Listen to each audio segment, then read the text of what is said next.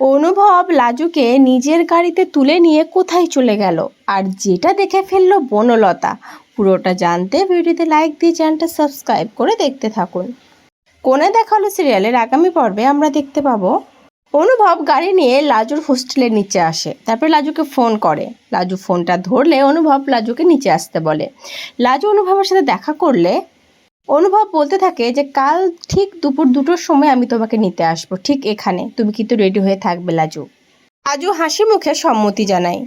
ঠিক ওই সময়ে লাজু চলে আসে অনুভবের সাথে দেখা করতে। অনুভব লাজুকে গাড়িতে তুলে নিয়ে সেখান থেকে বেরিয়ে যায়। আর ঠিক অনুভবের গাড়ির পিছনেই এসে হাজির হয় বনলতার গাড়ি। আর বনলতা গাড়ি থেকে নেমে দেখে ফেলে যে লাজুকে অনুভব গাড়িতে তুলে নিয়ে কোথাও একটা চলে গেল। আর বনলতা তো রেগে পুরো কাই হয়ে যায়, মানে মাথা যেন আগুন জ্বলতে থাকে বনলতার। বনলতা আবার কোনো মাস্টার প্ল্যান করবে লাজুকে অনুভবের জীবন থেকে সরানোর জন্য। মানে লাজুকে অনুভবের সাথে যতবার দেখবে বনলতা যেন আরও হিংসাত্মক হয়ে উঠবে। ওর মনের মধ্যে যে অন্ধকার দিকটা আছে সেটা যেন আরও বেশি করে ফুটে উঠবে। আরও অন্ধকার জগতের দিকে তলিয়ে যাবে বনলতা, শুধুমাত্র লাজুর ক্ষতি করার জন্য। যাই হোক, অ্যাট লাস্ট তো অনুভব আর লাজুর মিল হয়েছে, তারা আবার একসাথে হয়েছে, এটাই অনেক। আপাতত এটা দেখেই চক্ষু সার্থক করি আমরা।